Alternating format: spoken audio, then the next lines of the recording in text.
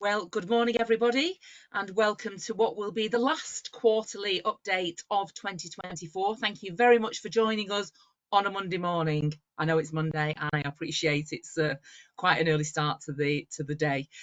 So thanks very much. I can see that we still have people coming in, so if we can just give that just a couple of seconds while the numbers are just slowly rising.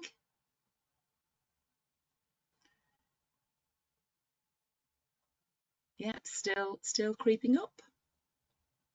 This is a great attendance for Monday morning. Thank you very much indeed. So let's just begin to take a look at our usual housekeeping that we'll just go through. So of course, as always, the session is being recorded and it will be sent to all attendees after the webinar along with the slides. You will notice, or you may notice, that we actually have an updated version of GoToWebinar, which gives some additional functions, I think, which you'll find beneficial. The slides are now available for download, which you can find from the little tab at the top where you've got the little paper clip on a document. So if you click on that, you'll see the slides are downloadable from that area, along with another document that I'll refer to in a little while. Of course, everybody is on mute, so if I can ask you, as we're working through the slides, any questions that you have, please pop into the question box, and my colleagues, who I'll introduce in a second, will address the questions if we can as we work through, but certainly we'll have time for a question mop-up at the end. There is another new function, which is a transcribe function, so it's actually called captions. So if you feel you benefit from having what we're saying typed out on the screen as we work through, just click the captions button. You can select the font size, the colour of the text, but that can help you follow along if that's something that you feel you benefit from. So the captions option is there and available for you. And of course, if the session cuts off, then please do use the original webinar link to get back into the session. If you need to join over the telephone, then select phone call in the audio pane. But I think, of course, with the increasing pressures on web links and internet, then I think occasionally people do drop off. So just a little bit about those housekeeping rules for us today. So I'll introduce you to my colleagues in a second, so we'll have the quick introductions.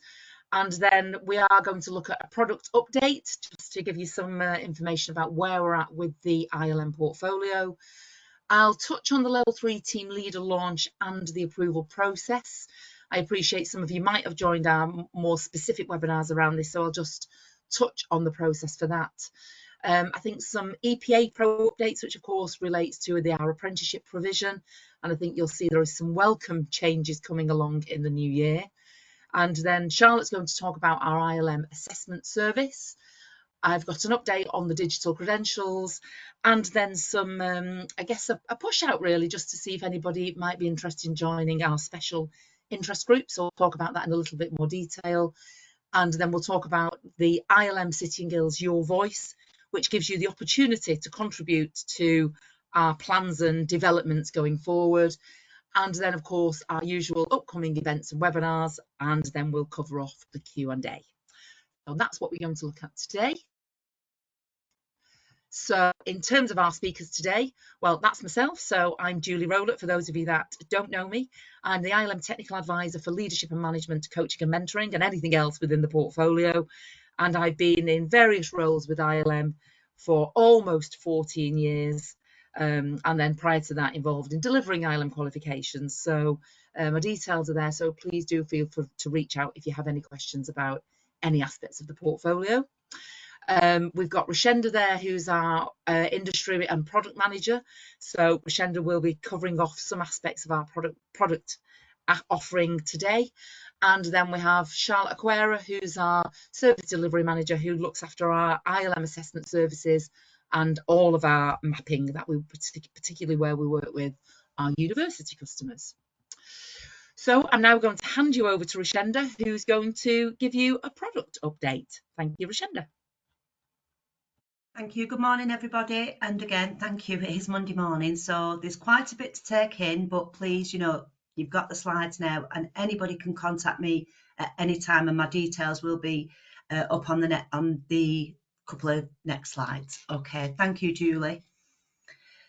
So primarily my role is to look after the portfolio. What that means is that any products, any qualifications, any CPD courses, etc., that are in this portfolio, it's my duty of care to make sure that those qualifications are fit for purpose, that they are relevant, that the content is correct. And what I've been doing, and for those of you who may have joined one of the webinars in the summer, I did actually put a request out to ask for support in reviewing these qualifications. So this is a piece of work that has become a real steer for ILM. So if you have a look at the slide, you will see that in our buckets we need to look at the core qualifications, so your level 3s, level 5s. We have coaching and mentoring qualifications as a specialist offer. We have apprenticeships, the EPA and the on-programme diplomas. And we have ILM, which Charlotte will refer to later on. We're also looking at cross-cutting qualifications. So what has happened over the last 4 months really is that we've had to look at within each of these buckets and see which of them are meeting national occupational standards, for example.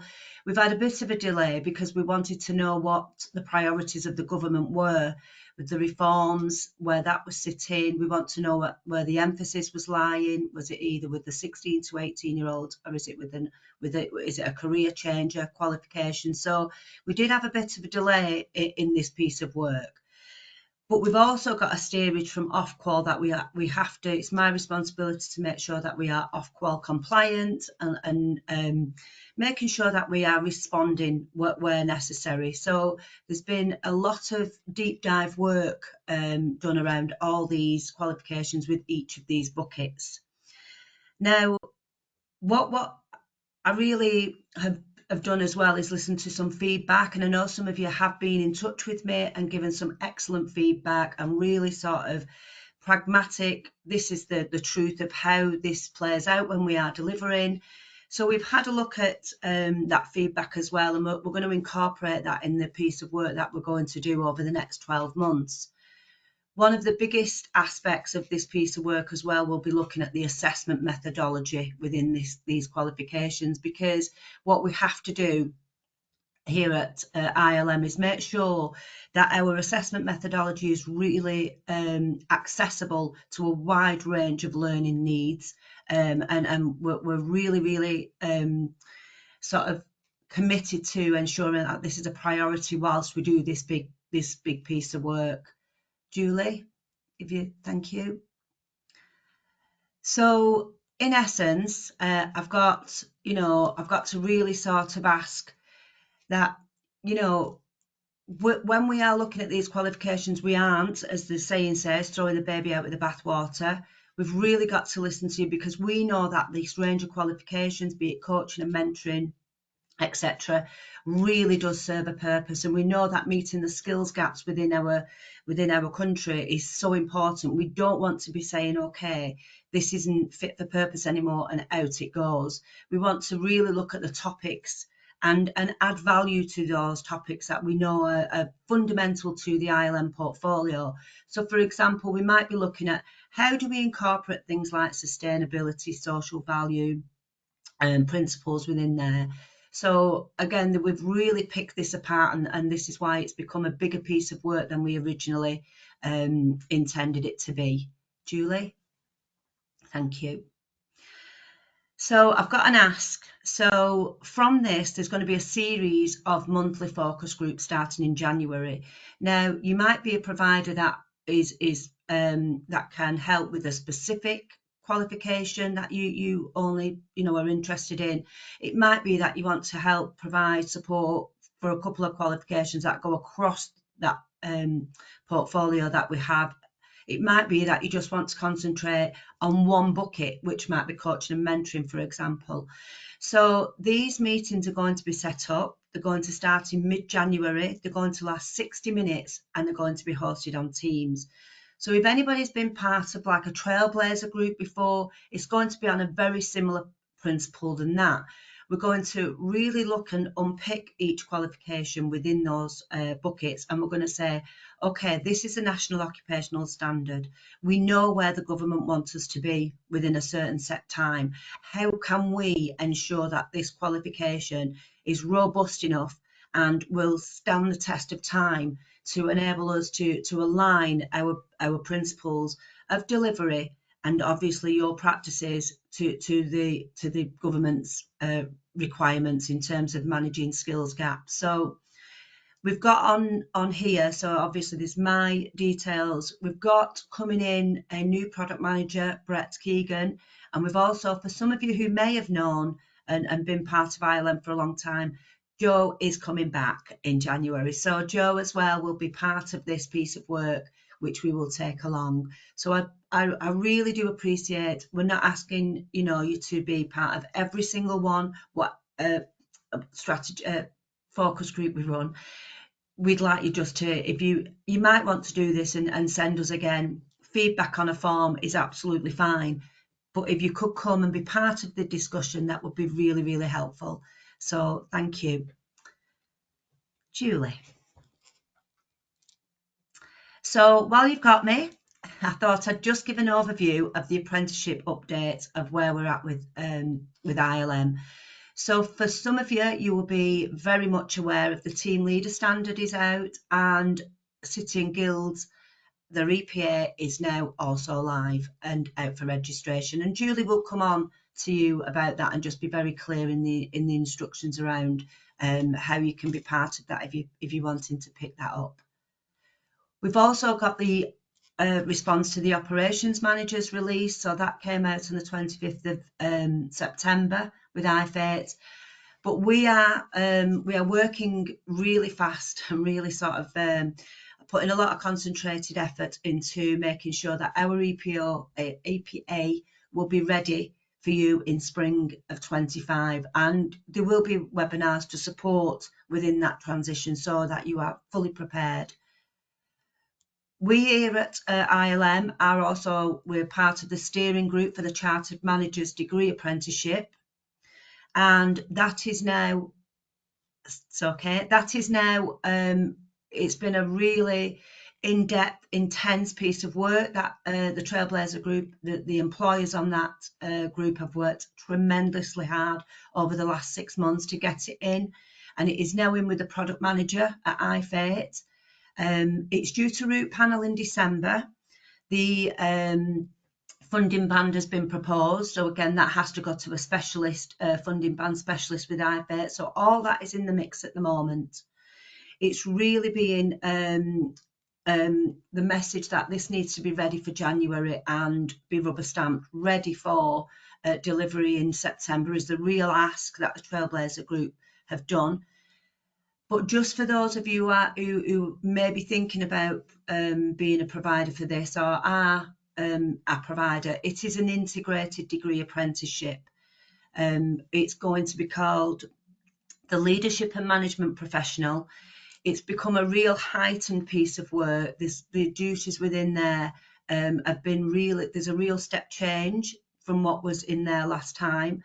And you can really see the difference between the operations managers and the chartered managers now. So it's been a really good piece of aligned work. Some of you may be aware that there's discussions around level 7s within the apprenticeship arena. And the senior leader, obviously, which is part of the ILM portfolio, is one that we offer.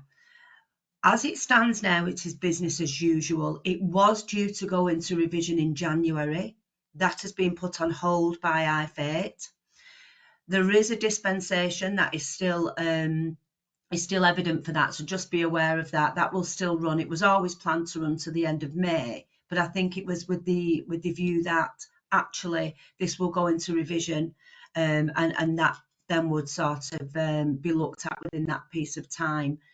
So as it stands, there's going to be a public consultation around all level 7s. If you feel strongly about this and the need to keep this, or whatever your views are, then please, if you go onto the IFATE website, you will see that the product manager there, you can get in touch with the product manager who will welcome your thoughts on that.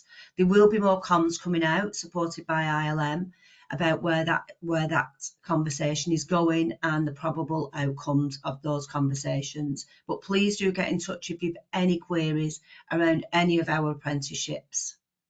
Thank you. Great, thank you very much, Rashenda. Thanks. I'm now going to pick up and just talk to you a little bit about the changes to the Level 3 team leader. We obviously have had a series of webinars that are a little bit more, I guess, in terms of the level of detail, a little bit more detail to give you the full steps and changes, so you can all get access to those. But I just thought I'd touch on for those that maybe haven't caught up on those webinars to date. So the Level 3 team leader, I think, as we were aware, was changed really because of the changes to the chartered manager. So that forced a root and branch review of the full suite of management apprenticeships. So both the Level 3 and the Level 5 from an ILR perspective, so from an IFA perspective, became live on the 25th of September. Really important that people are aware that you're working with us on version 1.4. We do know that some people registered. There was I think about a 5-day window for both the Level 3 and the Level 5, where the standard was version 1.3, because of course the standard we've been with for quite a while was version 1.2. But there was some errors, there were some inaccuracies within the published assessment plan, hence the reason it very, very quickly moved to version 1.4. For anybody that might have learners registered on the ILR on version 1.3 on any of the standards, our EPA partnership managers are reaching out to support the transition. So I'm afraid it's just a change within your ILR documentation to move them over to version 1.4, and because those are the accurate versions. The great news is for both of these standards, the funding band has raised. So for Level 3, it's gone to £5,000. For Level 5, I'm sure you're aware that's a much bigger increase. It's up to £9,000, which it feels like we're going back to where we were when apprenticeship standards were first launched, because I think the first iteration of this was 9,000 for Level 5.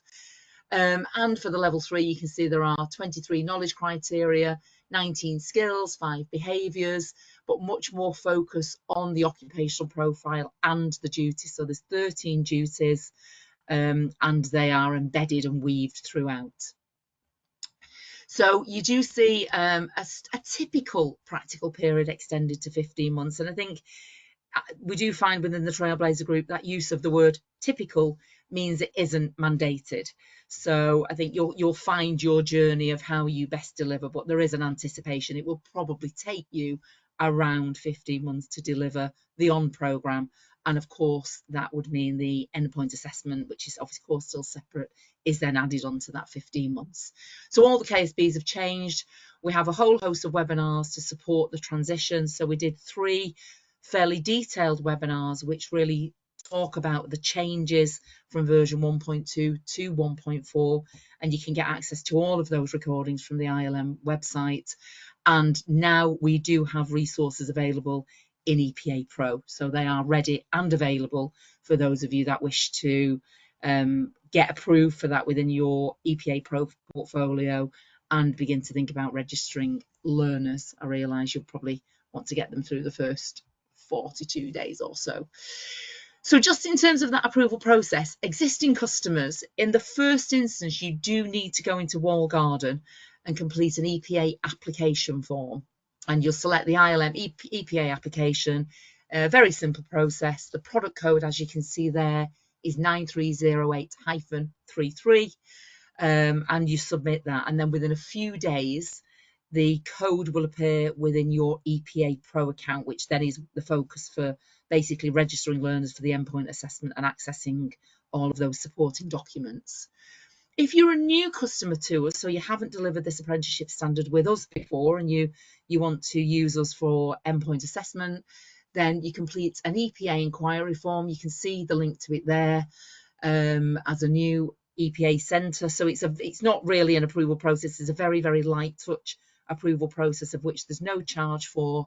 You complete the EPA application form within Wall Garden, and then we'll get you set up with an EPA Pro account and all of that access. So again, we've got a a team of EPA partnership managers who are absolutely more than happy to support people through that approval process.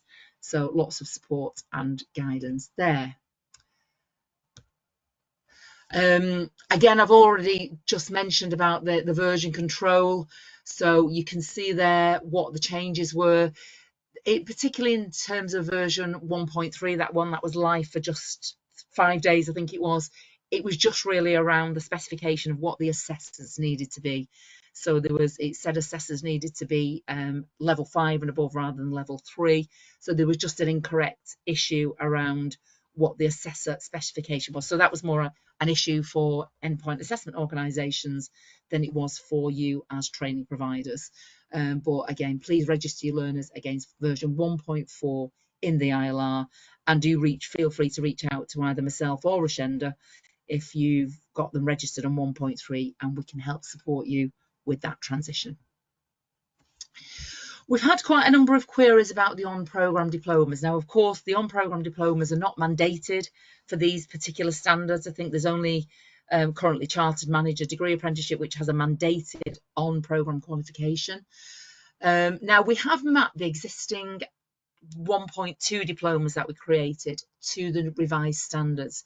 And whilst the content's quite similar, it's not an exact match for the assessment methodology, so it's quite different in terms of the assessment methodology. Now, as part of the piece of work that Rashenda's doing, we are building a business case for a new kind of multi-purpose qualifications to meet the apprenticeship and the on programme.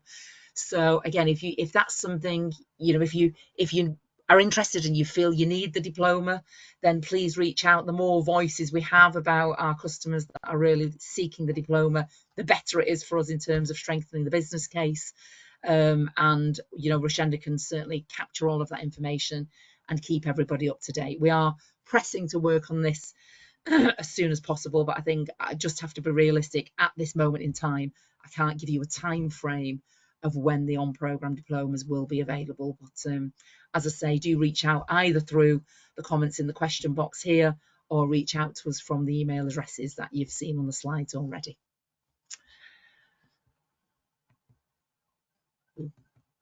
Okay, so that's just really a little bit of an update about the team leader, level 3 team leader.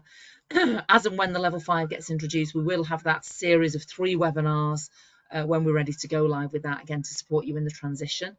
But I did just want to talk to you a little bit about EPA Pro, and I think what you'll find is some very welcome updates. So for those of you that are our apprenticeship providers, or may be interested in becoming a provider with us for these particular standards, you'll know EPA Pro is our one-stop process for managing your apprentices through that complete journey. So there's a whole host of different support, and even things like maths and English guidance, but all of our packs and resources sit within there. It's very clear and visible. You can see exactly where your learners are at. There's some great reports that you can pull down, which can show you, you can filter by whether people are in assessment, whether they're still on programme, whether they've actually been certified, what grades they've had. So you can begin to do your own filtering and look at your own performance as an EPA, as a centre, in terms of delivering these standards and everybody that's registered through it. And of course, there are also some webinar recordings within there, some generic top tips. The LEPA reports, I know we've referred to these in previous webinars, are incredibly useful. We standardise these, the marking of our IEPAs, I think twice a year, and we pull down what's best practice from all of the scripts that they've seen and all of the submissions and evidence that they've seen for each of the components by each of the management standards. So there's a LEPA report for all the standards, and then also reviewing those that maybe haven't been as successful, those that haven't hit the mark, and what we would suggest people do differently. So I'd really suggest you get your hands on those LEPA reports. Now, listening to feedback from customers, we do know applying for access arrangements or those reasonable adjustments isn't the simplest process. So we've listened, we've taken feedback, we've consulted and spoke to the platform provider, because EPA Pro is actually a bought-in platform. And anything we make, if we make changes to it, then it gets rolled out and everybody else that uses EPA Pro. Going forward from early 2025, I'm sure you'll be delighted to hear that reasonable adjustment applications will now be done through EPA Pro. So no need to go into Wall Garden and make that application in Wall Garden, which then if there's a more detailed request needed, you're going to have to do that separate form. They will now be run through EPA Pro. We have a webinar on Wednesday.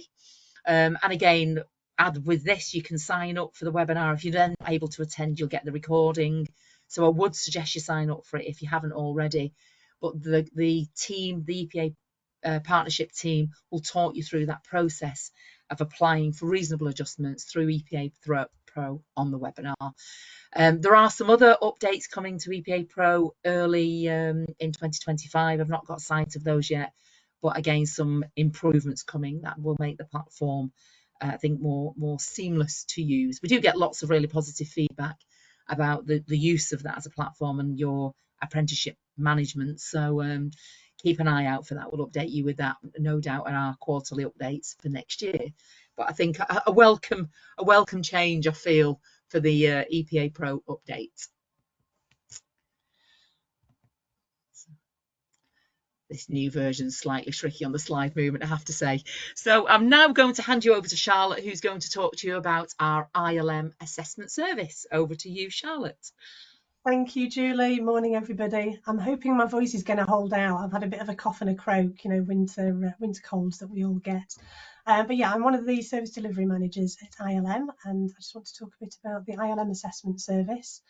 Some of you may be aware of it, others might not have heard, and some of you might want to know a bit more. So next slide, please, Julie.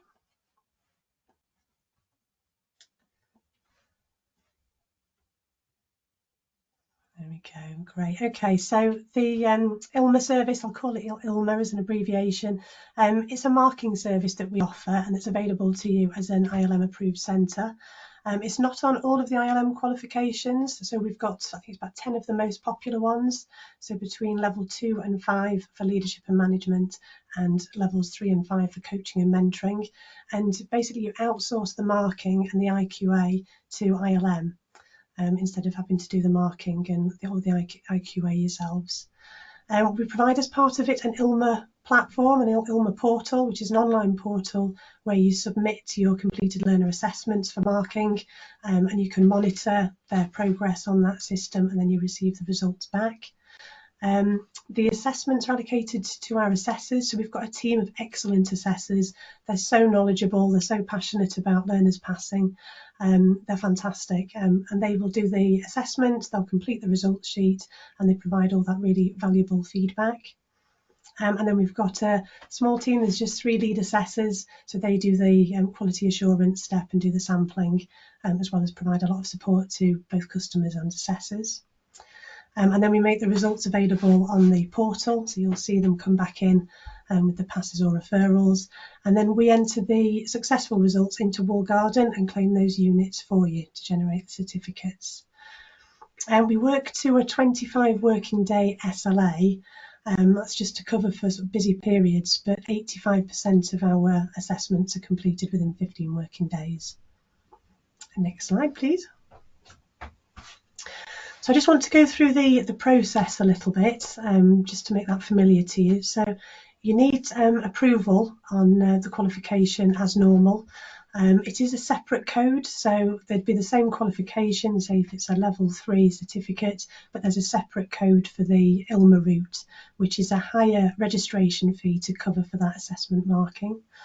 So you'd have approval as normal. If you've already got approval for that qualification, but it was for the centre assessed route and you wanted to try ILMA, it's just a centre update in Wall Garden to request that code to be added, and that qualification to be added to your account, and there's no extra charge for that. And once you've got that approval on the ILMA qualification, you'll receive a welcome from me and the team, and offered a few support calls. So one of the support calls is on the actual process in detail, the portal walkthrough, and then there's also another call with the lead assessor, whether it's coaching, mentoring, leadership and management. It could be both. You might have a couple of lead assessors, but they'll do quite an in-depth call with you about the specific units you're doing, the verbs, the assessment criteria, and the expectations of the qualification and the assessments. So you're really supported as you get started with ILMA. After you've made your first registration on an ILMA qualification, we'll be able to set you up with access to the ILMA portal that I mentioned. The two systems talk to each other, so when you make the registration in Walled Garden, it does pull the learner details through into the portal if it's an ILMA qualification. So when you go into the portal, your learners are there that you've registered. And when your learners are ready, when you've supported them through the learning, their assessments, and they're ready to upload, you upload them to the portal with the statement of authenticity, blank result sheet and that assessment, and submit it to us for marking. And then I've put there within 15 to 25 working days, you'll receive the results and the completed results sheet on the portal. And you can download this results sheet, whether it's a pass or referral, share it with the learner, and it provides really good feedback either for the next submission of that unit or for future submissions. And then we would claim those units in Walled Garden, as I mentioned, for you. Next slide, please, Julie. So I'd mentioned our lead assessors. We've got Raynox and Sandra and Abby. Kath was with us. I think she's concentrating on EQA now, Kath. She was one of our lead assessors. They are absolutely fabulous. They're fantastic lead assessors, really dedicated, give fantastic support. As well as that sort of onboarding support when you join, if you have new tutors as well, we run standardisation sessions throughout the year. So as an ILMA customer, you're invited to those, and it's a really good opportunity, specifically for new ILMA customers and for tutors that are new, just to have that time, a session with one of the lead assessors and working through some assessment criteria and some examples of assessments. Thank you. Next one. So I mentioned the ILMA portal. So the ILMA portal, I know it's another system, but it's really easy to use once you know how. It's really good for, you upload your assessments, ever so easy, just usual upload buttons. It's easy to find your learners. You can filter on a lot of different data. You can track progress. You can export reports in Excel, so you can manipulate the data. As I mentioned, you can download those result sheets, and also very intuitive to find your learner and resubmit any resubmissions. All the details on the qualifications and their fees are in the guide to fees. I think it's page 17 and 18, and also the fees for the reassessments. So for reassessments, we invoice each week for any reassessments that have been submitted to us. Next slide, please. I think I've included a few pictures of the portal. I think it's always good to sort of get a visual. So when you'd log into the portal, at first it would be blank because the first page is a dashboard, your sort of tracker. But as you start to submit assessments to us, they'll appear on this dashboard. So every single submission has a unique ID, so it's really easy to track. It's really easy to ask us to look for something and to support you on it. You've got the status there, whether it's submitted, completed, there's a rejected if there's something wrong with the submission, and then the buttons on the side where you can just download the result sheet or resubmit another assessment. I think I've got another slide on the portal. It's just showing unit assessment. So when I mentioned that Walled Garden would pull the learner data through, all your learners that you've registered would be under unit assessment. So you'll have your learners there. Again, you can filter on various data to find your learners. All the units would be available and select the units. You can select multiple learners, multiple units at the same time for ease of uploading, and then do attach your assessments. Next one, please. And then you might sort of recognise this. So when you're uploading your files, you'd have them saved to a local desktop, and then you'd search for your file and just attach.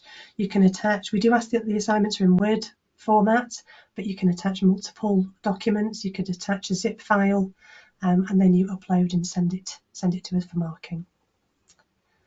Next one, please. Okay, so it's just pointing out again, we get the unique number. So this is after you've submitted, and this is a pending submission stage. So after you've submitted it, this is sort of the holding bay for you to make any last changes to it.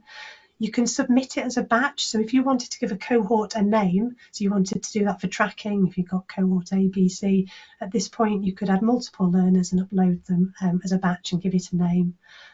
You can add more learners into that batch by giving the same name, that's no problem. But it's just another good way of being able to track your learners and the cohorts. Next one, please. And then that's just the last view where you would submit your cohorts if you're happy with those submissions, and they then appear as submitted on that dashboard.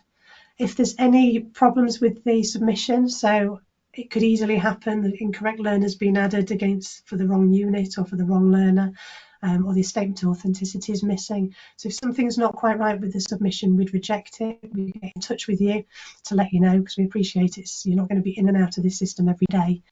So we would contact you to let you know there was a problem and you're able to resubmit. There's no additional charges for that if there's an error with the submission. And then when you'd get it back, you'd see the completed and be able to download the results sheet. Just some links to where the information is. So on our website, we've got a page for the ILM assessment service, and then there's a link there to the assessment service policy and guidance. It's a really good document. I know it's like a bit dry reading, isn't it, going through a document, but it's got 7 steps in there that just goes into a bit of detail about how the service works. Thank you, Julie. And then just a bit more information on sort of general support that's available, general documents for whether you're doing your own assessment, whether you're using the ILM service. This is sort of qualification across the board. So there's the page under guides and resources, and you can search here for, there's the cue cards, which give all the units that are available at sort of top level for each qualification, and then you can filter down and get all your unit specifications, assignments, mark sheets, structured answer questions, which are available for some of the qualification units, and the handbooks where it's coaching and mentoring. So it's really useful. In addition, there's the qualification builder. So if you were to pull your units through, and that would actually pull all your assignments, mark sheets, and unit specifications into a handbook for you. So there's a few different ways that you can access all the resources and all the specific unit information. I think I've got another slide on assessment. So also there's a separate page again on the website that's assessment guidance. Again, whether you're using the assessment service or not, really useful guidance. So there's one that's the guide to assessing VRQs. There's the ILM assessment verbs. So a really good document that unpicks and gives examples about those verbs that are used within the assessment criteria and the learners have to provide evidence for. And then there's some assistance documents, and these are just some tricky units where maybe the assessment criteria or the verbs are particularly tricky, and it just gives some really detailed guidance on how to maybe support your learners with it. And then Ray Knox, one of our lead assessors, he recorded a few short videos that were just on some of the verbs and the ILM assessment criteria. They're really short, they're really engaging, they're great little short videos. Share them with your learners. Share them with your tutors, and they should be really helpful on understanding some of those verbs. I'm trying to get him to do a few more.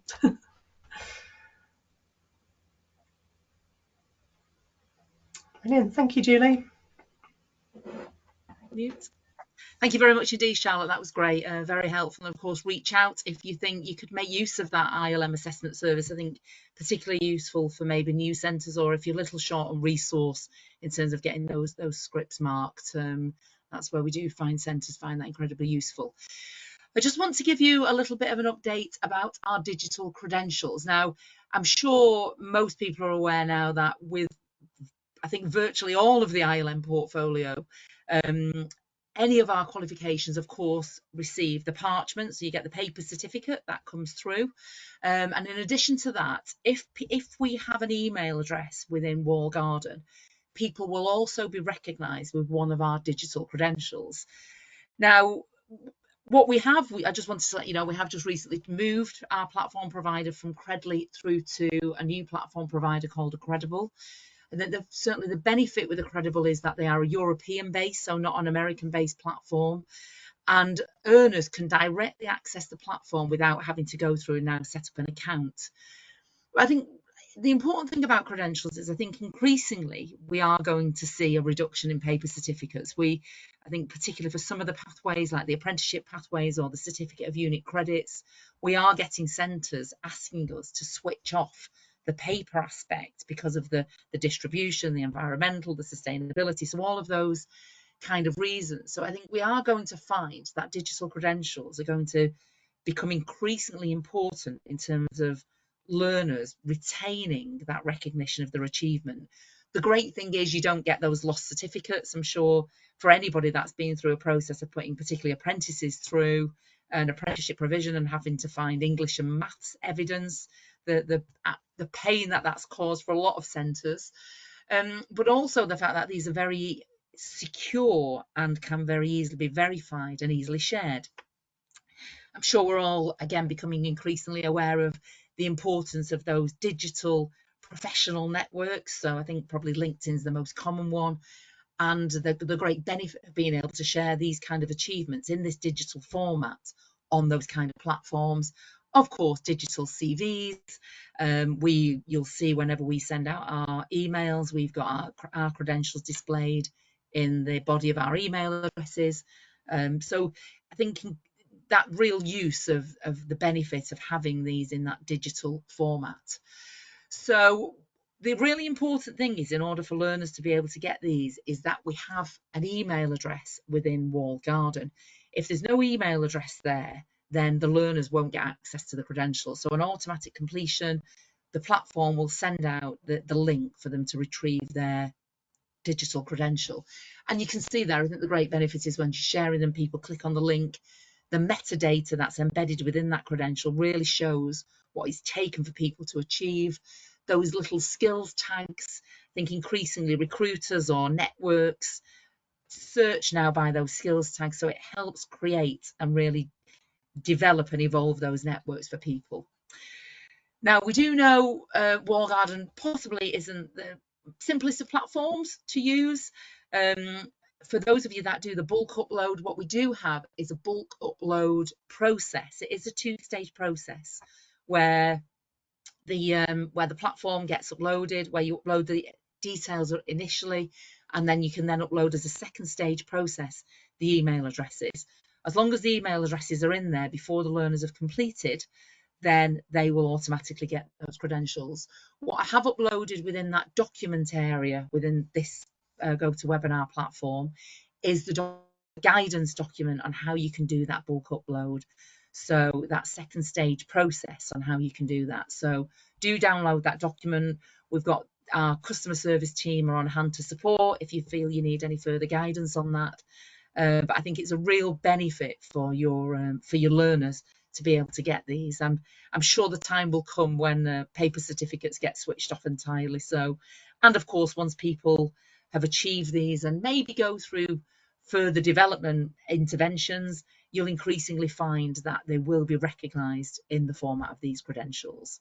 Okay, so just a little bit of information there, and we are really pleased that the process has been simplified with our switch to Accredible, and of course removes any concerns of people might have about that data being stored within the US. So of course reach out if you need any further information about that. I'm going to talk to you a little bit now about some special interest groups that we have. You're going to be, I think I'm on the run now till the end of the slides here.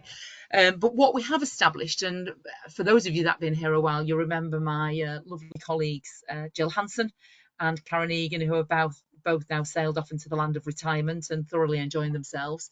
But a number of years ago, Jill set up a coaching and mentoring special interest group.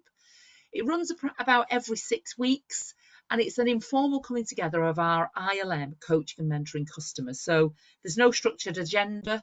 It's run in a Teams format, and people dip in and dip out.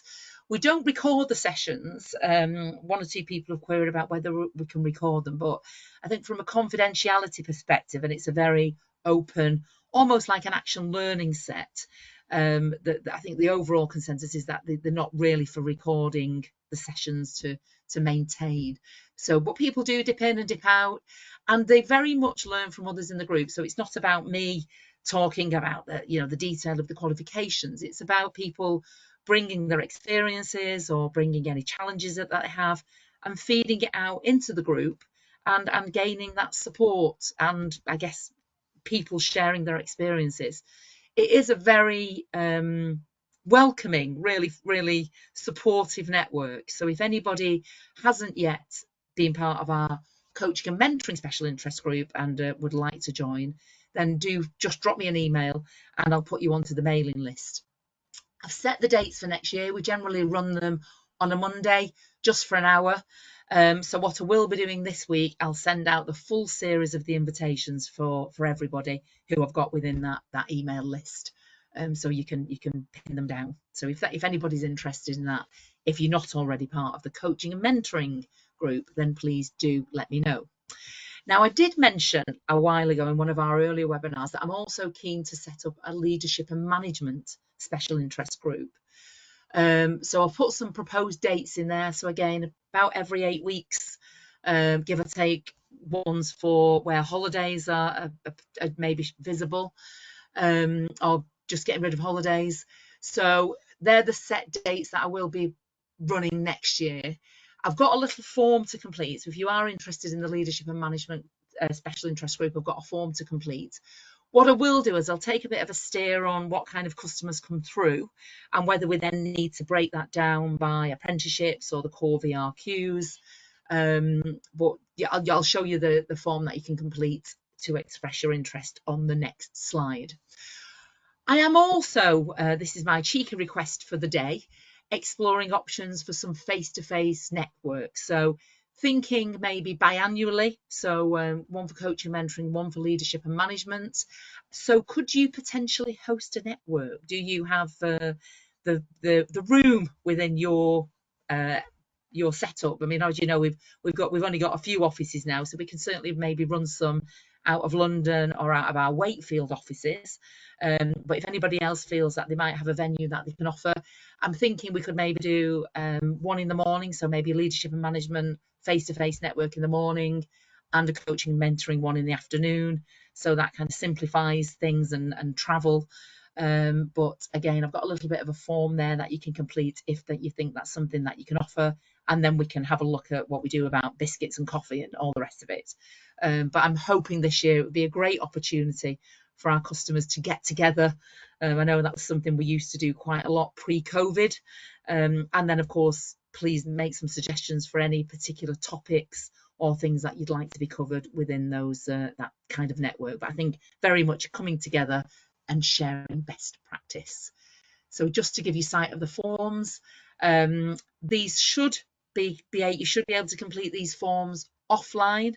It's the first time I've set these forms up within this kind of forum, so let's see if it works. If you've got any issues, then just reach out to me via email, and we'll get the details out to you. But it should be a fairly simple form that we'll be able to capture after the event. And then if we just go to the next slide, that's about if you can potentially host our network event. So just a little bit about your location details. Okay, so one thing I did want to cover, again, and I think Rashenda's covered the importance of really listening to our customers and gaining your feedback.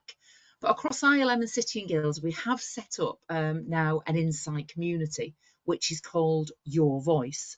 So this is giving you, our customers, the opportunity to feed into our products and our product developments, and really thinking about what we are doing going forward. So you can see there, we're very much initially about our UK based customers, so against the core qualifications, and you can see there it will be structured within the format of that community. So it's just really building up that community to help shape what we do going forward. So really giving you a voice in terms of the way that we evolve our product portfolio. So obviously a couple of formats to do that. So there is a QR code that you can simply sign up there, so you can just scan that with that QR code.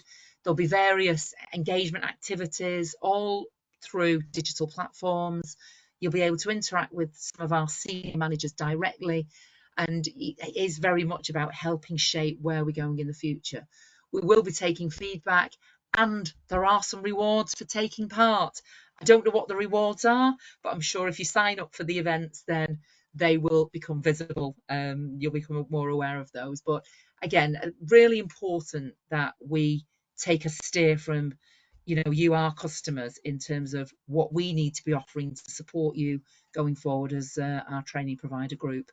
So do sign up for that, and let's see where that takes us in the new year.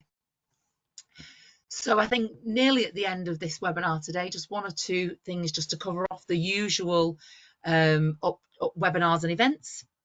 So as I've already mentioned, we've got our reasonable adjustments webinar on the 4th.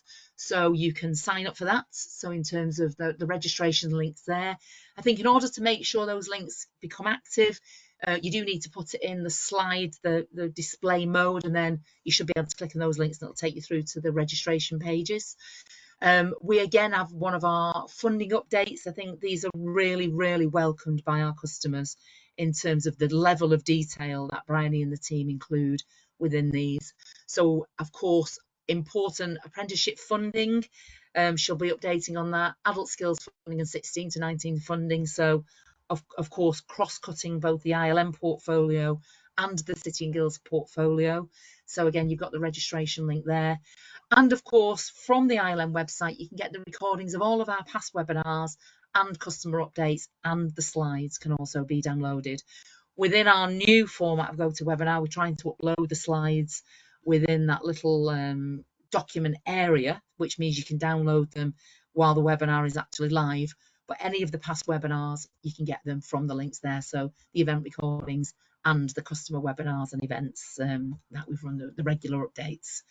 So we've scheduled our quarterly updates for next year. So those links should be live. They won't yet be on the website, but we'll get those uploaded pretty soon. But those links should be live for registration. And again, the dates just structured around holidays and best dates.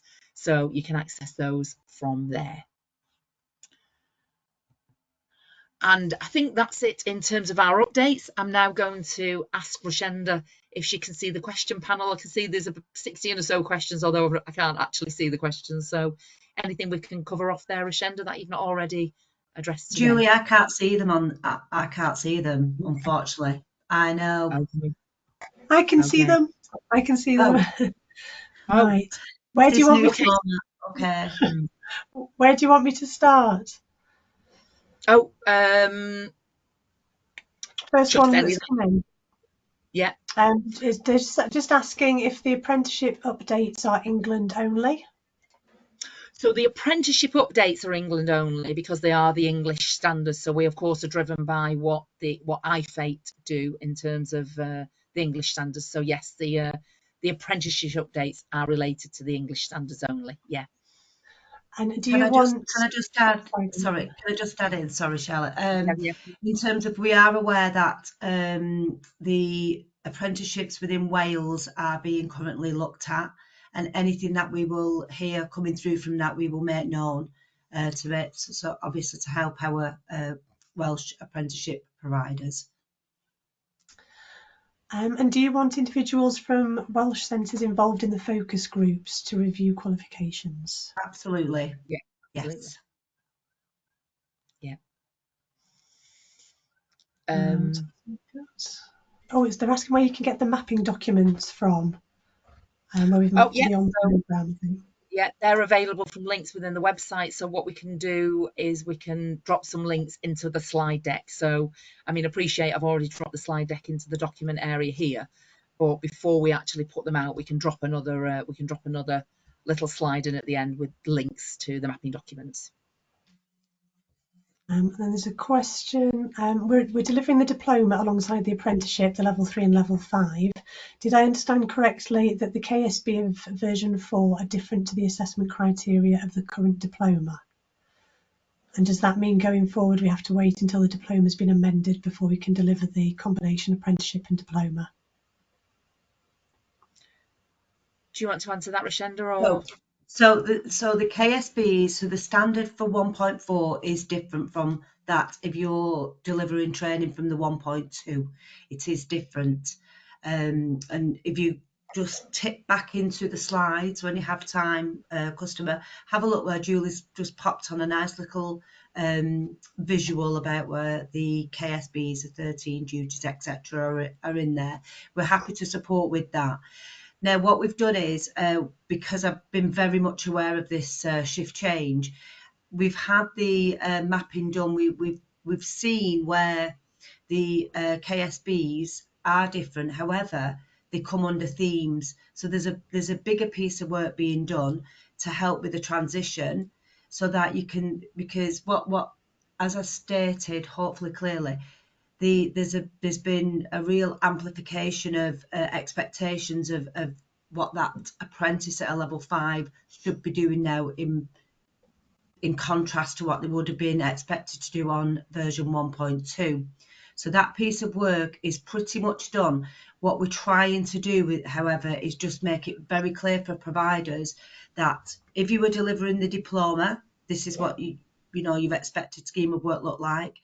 This is what you have to do in addition to ensure that they are ready for the to submit a portfolio.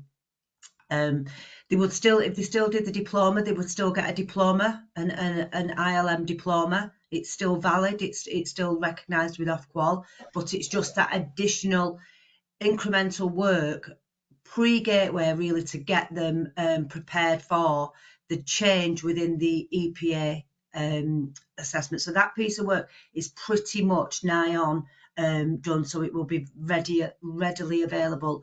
Hopefully, I want to say in February. Hopefully that will be ready. So yes, there is a step change. The KSBs are different in how they are written. However, the themes and the duties and the roles and responsibilities of your apprentice will not have changed per se. It's how you prepare them then to sit the EPA. So more will be coming, more will be available for that. In the other side of that is, as Julie referred to, I am developing, as part of the portfolio refresh that I'm doing, I'm trying to create a single unified qualification that is that you could pick up off the shelf, and it is in itself a qualification, but it is also heavily referenced to the new standard. And again, that is we're at what we call planning stage. It's in with business development.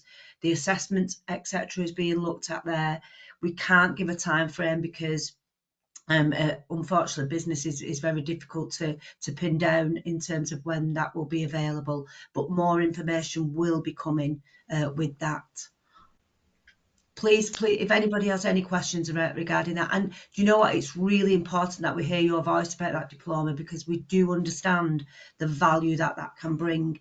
And for some people, I mean, I'm a more traditionalist apprenticeship. I was an apprenticeship provider myself, and my students liked the qualification. They like to go away with the qualification. So we know that the standard doesn't have that with the KSBs, but if you're a provider that would prefer that, please, because your voice is very important, and we want to hear that, and it will really strengthen the move through to the new revised qualification that will support your on-programme training. Thank you, Charlotte.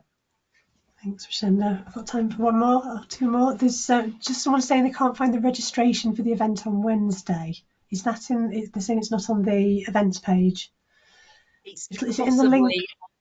Yeah, I'll check that. I'll make sure it gets onto the ILM website. It's possibly on the Sitting Girls website. I do apologise. I've got a little dog in the background there. Is it in this presentation? Is there a link to it? It's in the presentation, so the link will be live within the presentation. Yeah, absolutely. Right, thank you.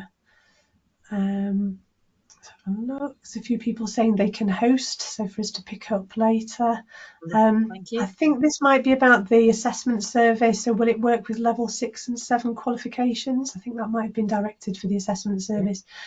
Not currently. We haven't had the demand for it. If we did have the demand for it, it could be something we looked at. Obviously, it means recruiting new assessors, lead assessors, etc., to make sure we could service it. But it's not a no, just not at the moment. And the costs for the assessment service, so it's a registration fee, and it's on page 17 and 18 of the guide to fees. There's a question about, will we make digital credentials available for units of credit? Because they're currently, obviously, just for the full qualification. I don't know if that's something. I don't have an answer for that one, but I'll certainly ask the question. I don't believe so at the moment, but let me find out for you, and then we'll put this in the ask questions document that we'll share with the webinar recording. Thank you. And then there was one about will credentials that have already been issued by Credly be issued by a credible? And they will. There's been, I think that's already been done. So anyone who's had a credible digital credential should have the, if I said it the right way around, a credible or should have a Credly one. Is it the other way around? It's Incredible's the new Other way one, around. isn't it? So if they've had a Credly one, they should have an Incredible Yes, one. I think that's right, isn't it? That they will then they'll be transferred over.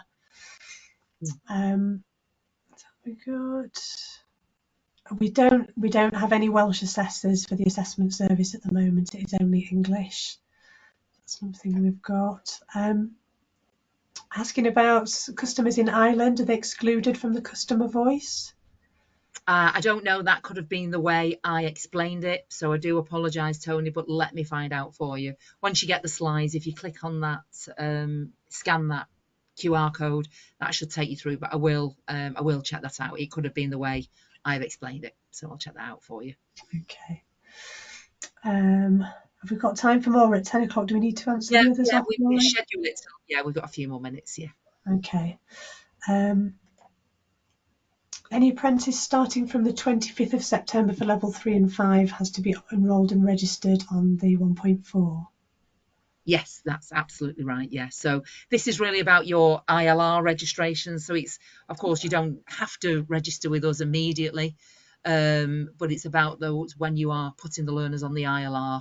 So anybody after September the 25th, then it does need to be on version 1.4. I think they've probably tucked away version 1.3 now. And as I say, I think there's a piece of work by all EPAOs, not just ILM. This encouraging people to move over to 1.4. It was just unfortunate. People, of course, had been waiting for this standard, and it was unfortunate that it moved to that new version so quickly. But yes, 1.4. Thank you. Another one on credentials. What are we offering in terms of micro credentials? They're becoming really important in Europe, and funding's becoming available. Right. Okay. Anyone's got anything? What we'll do with that, we'll pass that on to the international manager. Thank you. How do we access the forms? I think this might be those forms that you got around the voice and the premises. Are they not working within the? So not working and the links aren't working in the PowerPoint. Okay. I will make sure that those forms get fed through. Okay. So if they're not working, apologies. I'll send them through to everybody that's attended. Oh, yeah, please check all the links. These aren't working as well. Links to register an interest aren't working, so we'll check the links. Okay. Great. Okay. Thanks very much. Yeah, I think that was everything. Yeah. Great. Okay. Well, thank you very much for your time, everybody, today. We will work through the questions and we'll create that document and we'll get the recording and the slides out to you within the next few days. So thanks very much for your time today. And personally, I just want to say a huge thanks to my colleague, Rashenda. So as you know, Rashenda's been leading on our product strategy. You'll know, for those of you that have been around for a while, that we have got Joe coming back, but Rashenda's expertise is being pulled off and dragged to some other areas within City and Guilds. She's been so fabulous at driving through the changes to our qualifications. And she's really, made a huge difference. So I want to say thank you for your support, Rashenda, and we'll still be pulling her in for various things, I think, but you'll probably see that familiar face of Joe at the next quarterly update. And that's it from me. Thank you, everybody. Thank you, Julie. We've got some hands up, Julie. Oh, sorry. We've got Fiona, Jane and Jacqueline. Yeah. We've got Fiona. Oh. Yeah. Is that for questions? Thanks. Oh, gone now. I think we were doing kind of a thumbs up thing. Yeah. Oh, right. Thank you. Thank you. Right. Yeah. Okay. There's been lots of thumbs up, so thank you all. Okay. Thanks, everybody. See you next time. Thank you. Bye-bye. Thank you. Bye.